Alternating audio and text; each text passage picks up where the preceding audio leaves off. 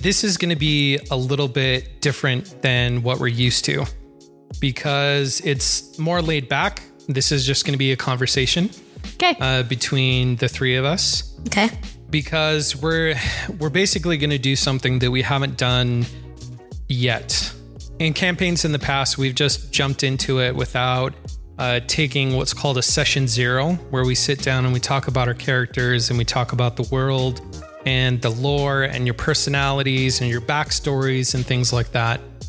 And since we are doing a homebrew campaign and all of this is going to be created and all of this is going to be new, I thought that we should do it. I don't want to say the right way, but I think we should do it.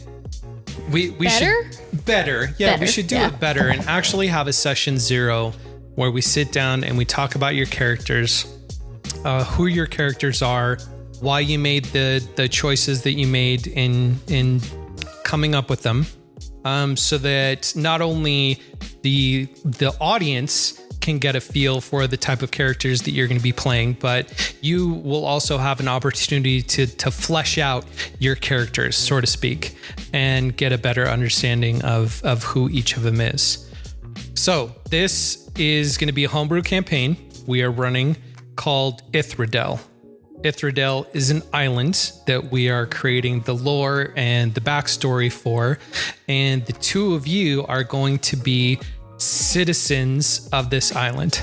Why don't you start with who your character is and why you chose the race and the gender and the age and whatnot for that character?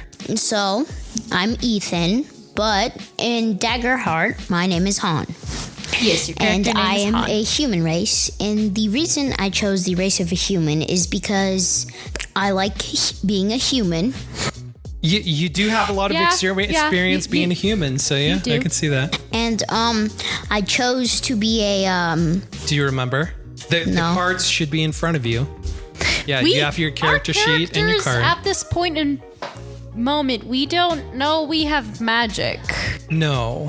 Yeah. So the audience shouldn't know we have magic. That is correct. So one of the things about this campaign that we're running of Ithrodel is the fact that at least in the beginning of the story, there is not going to be magic in this world. Yeah. There's a reason for that. Yes. There is a very good reason for that, and it'll be explained as the story develops and as we meet more NPCs and we get, more of a background to the world that you two are going to be exploring. But yes, you aren't going to have magic right off the bat. So should we just cut out this whole part where we just said we're not going to have magic? Or no, we can leave it in. I mean, the session 0, the whole point of this session 0 is to get familiar not only with your characters but with the story as a preface, as a preamble to starting the campaign. What do I play as again? A human loreborn. Why loreborn? Sorcerer? No, not loreborn. She's a loreborn. Yes, you're loreborn. You chose Slyborn. You chose human because you like playing humans. Yes. Okay. And I chose to be a loreborn because it's the tough of the tough. No. Slyborn. She's loreborn. You're Slyborn. I chose to be a Slyborn because I would probably have a better chance at rolling strength dice and agility dice because most loreborns are really good at running and fighting. Slyborn. Slyborns? Yes. Sorry. Yeah, which helps because I don't have anything good on presence or strength, so yeah. So she's the smarty pants. Yeah, you're the smarty pants. So one of the things I still have a +1 on agility too, but I mean like I have a +2 on knowledge and 1 on finesse. So yeah, but for your character, you want it to be more of just a fighter. Yeah. Because that fits you, because that's literally every single character he so has. We've been playing Dungeons & Dragons for years, and it's amazing because right off the bat, the very first campaign that we ever did together as a family, it was so funny because Ethan, like, hit them, attack them, I would set up a scene and I would describe the characters of the environment. It's like you walk into a room and there's, a goblin behind a bar and he smiles at you and you're like, I punch him in the face. And apparently every character in that campaign had a very punchable face to Ethan. Apparently. But it's like that's always been your style. Personality, your style when it comes to playing Dungeons & Dragons is that regardless of the situation, you just want to fight. So I guess that makes sense for your character for this campaign to want to lean into the strength and whatnot for your character. Although you did choose sorcerer for your for what you want to play as, correct? Firebolt, not 20. That's a wizard. The reason I chose... Oh no, was it a sorcerer or a druid? It was a wizard that one time when he... No, I'm not talking about that first campaign. I'm talking about this campaign. For this campaign, you chose to be a druid. Druid? I'm a wizard. He's a sorcerer. I'm a wizard. No, he's a druid because he wanted the animal familiar. No, I'm a sorcerer. Oh, no, he's a sorcerer. Was it? Yeah. Okay. I think we both have... Oh, no, you did... I have the magical glowing kitty cat that I don't know when it's going to pop up anytime, but Yes. No, that'll come into play later. Okay. So you're a sorcerer. Yes. And the reason I chose a sorcerer is because, well, I've never played as a sorcerer. Yeah. So this would be something new for me. Yeah. And I've heard that sorcerers are the most fun playing. What about your character's backstory have you thought about and have you developed in terms of his Han, right? Han's personality and his character. How old is he? He is 17. 17? Okay. Your character is 2 years older than my character. Yeah, Evelyn, you're playing a 15-year-old and you're going to play a 17-year-old. Okay. Why did you choose 17? I don't know. It's cool. Because in every anime we watch, the characters are all 17. Is that? No, they're all 18. No. They're all 18? They're all 18. Or 16. Or 16, yeah. You wanted to be older than your sister for once? Yeah. Okay. By 2 years exact. And bigger, because you're bigger. You're taller. Yeah, because this one you're taller. Yeah. Next campaign, I'm going to be taller and you're going to be shorter. And then you also chose human. Yeah, I did also choose human. Well, why did you choose human? Because we just finished up the Sablewood Messengers. Yeah. And Ethan, you were a Rivet. And I was a tiger. And you were a Katari. And so you had a chance to play different ancestries, different species. Was there something about that experience that made you want to go back to playing human characters? Or why did you choose to be a human? No. When you first brought up the idea of this campaign, and explained it to me, I started my brain being as it is already started building a character. So I already had an idea of what I wanted from the start, and I guess human just worked with that a lot better than a lot of others would. An Infernus would be cool, but yeah, human. I just thought human would work better, and I like that. Yeah, because one of the things I should probably introduce my character first. Oh yeah. Tell her. What's her name? Anyway, hi, I am Evelyn, and I play Maven, and Maven is a loreborn. So she's book smart, like me. Yes. Like me, yes. You can always usually find me with a book, even out in public. And so Maven is a loreborn wizard. Very try to keep the peace kind of a vibe, which is also that's not really indicative of wizards. Sorry, not really. Well, that's just kind of how my character has been. Keep the peace, stop the fighting. True. Yeah. That's actually really in character for how a lot of my, because in the past a lot of my characters have been very happy, helpful, cheery, stuff like that. Mm-hmm. I mean, Varian was a pre-built character already, so I didn't know much of his personality. I mean, you developed his personality over the different sessions that we did, but the characters I have made in the past for D&D have always been like helpful, try to help, don't always fight, like keep the peace.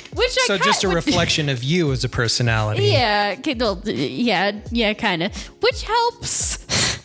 Because Ethan over here is always fight, punch his face, whatever. So the one thing I can never get is the voice. And then when I try to do the voice for Maven, I always switch to like a dwarven accent or something. Do both of you feel like you've figured out a voice for your characters? Yeah. Yeah, I just need to remember it. You just need to remember it? Yeah. Because with the Sablewood Messengers, Ethan, in the very beginning, you had a very high, you had a high, squeaky, I guess, nice, reflective of frog voice. But in the end, you just kind of gave up on it. And then you had a... My name is Varian. It's hard to do this voice because I don't know how to do male voices. It's like, my name is Varian. I am a Qatari ranger and stuff like that. I think it was a little different. Yeah. I don't know.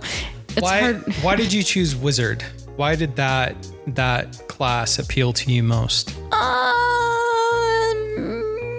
I don't know. You don't know? I don't know. I don't know why I picked wizard. All the shorts that we watch of jokes of wizards casting fireball that you're just like, I want to do that. Kind of. And it's a nice dash of like chaos to the peacefulness of my character. So it'll be fun trying to like balance all of that out eventually. Yeah, like a duality to it. Yeah, like a duality to it. We've talked about the history. I mean, the three of us have talked about the history and the lore of Ithrodel a little bit. But that being said, what ideas about this world that we're creating or expectations do you have as we're getting into it, as we're developing this homebrew world of our own? An expectation I might have would be like to see more action. There's going to be plenty of that later on. There is going to be plenty of action, yeah. Oh, maybe if there were like tieflings on both sides of... Not tieflings, Infernus. This isn't D&D. This is... oh my gosh. This is Daggerheart. We do have to get the into naming the mindset. Conventions. Yeah. They're a little bit different. Yeah. Infernus, yeah. Actually, that kind of leads to a question I have for the both of you. Is that now that we've done Sablewood Messengers, now that we've had the introductory primer for Daggerheart, would you prefer to do Daggerheart moving forward? Or do you like D&D and want to go back to it? Like I like Daggerheart better because you can have more outcomes with the dice. Same. Instead of just failing, you can successfully fail or miserably fail. I also really like Daggerheart a lot. It's more fun. Yeah. There's more duality to the dice. Yeah, you don't have to like roll to the highest number for you to go first. Like you can just go whenever. Mm-hmm. But the only downside to that is you don't get the satisfaction of rolling a nat 20. Well, I mean, there is a critical success that you can roll whenever you roll doubles, which but it's not he does all the time. All the time. Your dice are loaded. Yes. One of the reasons why I consciously chose to do Daggerheart for our homebrew campaign, because we're going to be in this world for a while. Yeah. We figured for like at least a year. Yeah. That we're going to be playing inside this little sandbox that we're creating. One of the reasons why I chose Daggerheart is that the storytelling elements of Daggerheart don't just fall on my shoulders. Yeah. I can turn it back on you. Exactly, which is how we came up with the Bat Horse. Yes, which is how you came up with the Bat Horse. He's a horse, he's a bat. And that said, one of the things I want to know is like, how often do you want to contribute to like what's happening?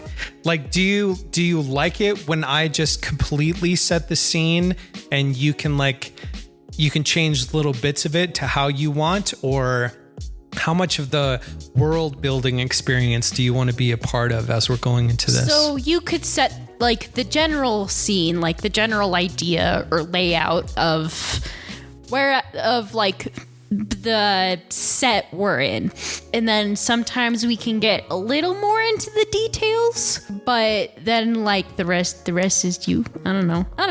I had fun coming up with up with the animals. Yeah. The weird animals in Sablewood. The frog squid. The Antitropia. Antitropia was my favorite. Yeah. The bat horse. The Strix wolf. Well, the Strix wolf was already a thing, but I mean, you know, yeah. There will be different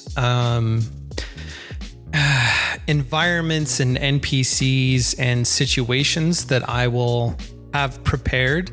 But one of the things that I wanted to do with coming up with our own world is I wanted to give the both of you more opportunities to like talk to NPCs and characters. Because again, we've been doing this for years, and that's always been a problem. There is a habit that I guess all of us have, me developing the situations, and then the two of you coming in and being I cast fireball, or I punch him in the face. It's like, don't you want to know his name first? Like, no.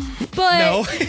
I mean, we did talk to NPCs a whole lot more in the last episode. We did. Yes. Because you talked to us about that afterwards, and then we were like, okay, so we tried to talk to as many people as we could. One of the reasons why I want to do that is because your character's personality and your character's traits and desires and ambitions and faults and all that of the other kind of stuff is going to come out in your interactions with with the people in this world. And so there are parts of your personality that will come out during moments of combat, whenever you guys are fighting someone, like your particular style, or whether or not you want to like wipe everybody out or just knock them out and not kill anybody, or try to like, Ethan would kill everyone. I would try to at least knock him out and then tie him up and then leave. Talk it out, that kind of thing. Is that there are moments within combat that your character's personality will come forward. But who your character is as a person is going to be more developed in your relationships with people around the island of Ithrodel. And so I wanted to make sure that going into this, that I'm going to consciously try to give you opportunities to have conversations, to talk to each other and to talk to other characters, to try to work things out. There's going to be elements like puzzles and traps and things like that you can't just brute force as the solution. Obviously, because we do that too much.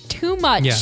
Well, I mean, it's very indicative of kids playing TTRPGs to want to just do the action, roll to strike, or roll to do this, roll to do that. Sometimes the conversations are interesting though. They are, and they can be if done well and done right.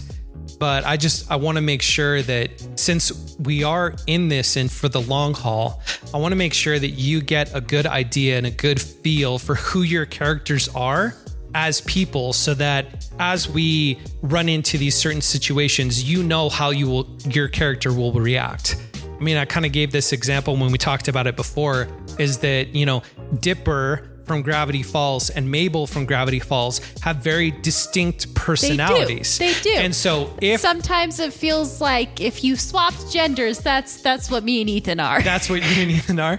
Yeah, I wanted you to have a clear enough idea of each of your characters so that regardless of the situation, you would know how your character would react. Just like regardless of whatever situation Dipper and Mabel are in, you know how they're going to react to that situation because you understand them as a character, as a personality.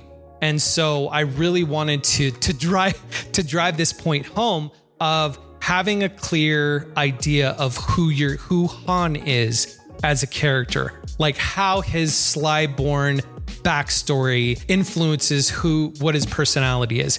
how he talks to other people, why he talks to them the way that he does, or Mabel's bookishness, like how that influences her ability to be social or not be social, or not be social. How to face a problem or things like that. Maven and Hans both dislike people, but for different reasons. Maven, she thinks they're loud and they keep bothering her reading. Hans, it's probably because anyone could stab you in the back at any time, literally and not literally. Is there any questions you have for me as a GM, or start rolling better? Okay, actually, for no. some Do you want me to start rolling better? For the NPCs we would like you to start rolling better. For trying to attack us, it's fine. Okay. Because I feel like, I mean, even though we've only done this podcast for a few episodes, we can tell who's who. Yes, there is definitely a pattern for me of having horrible rolls. Yeah. His dice are loaded. My dice don't like me half the time. Yeah. You're just the GM. Yeah. You're just the GM. I mean, it does make a difference that I roll a D20 instead of, 2 D12s. Yeah, it does. But you still roll so But I still roll so low. bad. What are you most excited about going into this homebrew campaign that we're doing? Everything. Well, it's gonna be a long campaign, and I'm excited about a long campaign. That'll be fun. Like what adventures would happen and what battles we could do. Yeah, because we get to use our characters more than 1 or 2 times, and since it's a long campaign, we can do a lot in it and not just have to focus on the main goal of the story, so we can actually have time for side quests and stuff, helping people, exploring a little more. Yeah, like that. Yeah, come to think of it, I don't think we've done more than just a few campaigns with the same characters before we've gone on to one-shots or holiday campaigns or things like that. So this will be fun. I'm excited about it. Same. Yeah? Yeah. I'm excited.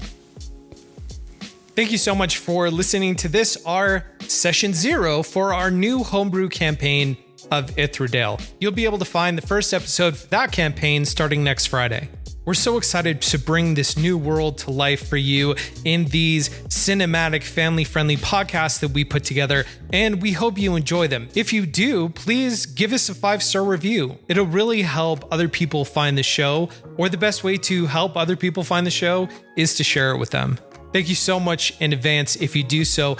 And if you really like what it is that we do here and you want to help support us, which we would be eternally grateful for, you can find out information on Fumblelore.com.